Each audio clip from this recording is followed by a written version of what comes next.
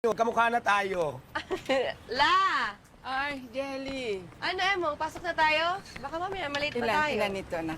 Ay, si Babos tsaka Tanggol. Asan na? Wala pa rin si Tanggol eh. Wala. Saan daw nagpunta? Paalam kanina eh. Kayo na eh. Saan kaya yun? Babos, ano? Di pa ba tayo alis? Nga, alis. Eh, wala pa nga si Tanggol, di ba? Yun nga eh, wala pa rin. Kaya nangyari dun. Eh di ba sabi mo sa akin, malaki respeto niya sa tatay niya?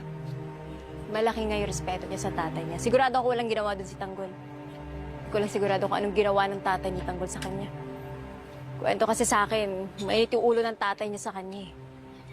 Eh, malaking gulo yan. Baka mamaya makulong na naman si Tanggol. Ay, nako. Kayo naman dalawa. Masyado naman kayo advance mag-isip. Malay nyo naman maya-maya dumating na yun. Basta antayin natin si Tanggol. Sabay-sabay na tayo aalis. Sabay-sabay aalis? Eh, teka, baka malay tayo. Magalit si Boss Binyan. Oo nga. Tsaka alam naman ni Tanggol oras ang pasok natin eh. Ay, sige na, sige na. Lumakad na kayo. Pag dumating si Tanggol, sasabihin kong nauna na kayong pumasok. Sige la, salamat. Sige na. Sige po. Mauna na kami. Nag-aalala ka kay Tanggol, no? Gaalala. Sigurado ka? Hindi? Hindi. Tara na nga. Kumis.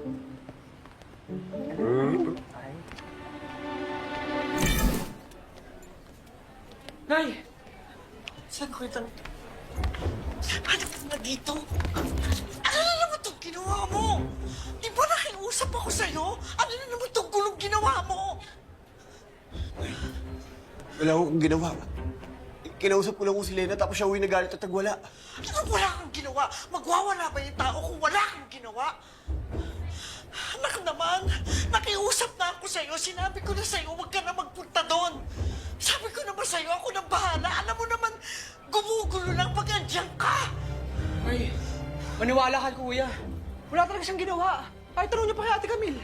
Kinampihan mo na naman tong kuya mo. Hindi mo ba alam kung ano na naman ang pwede gawin sa'yo ng tatay mo? Tapos ang ginawa mo niya, kami na naman ang mag-aaway nito.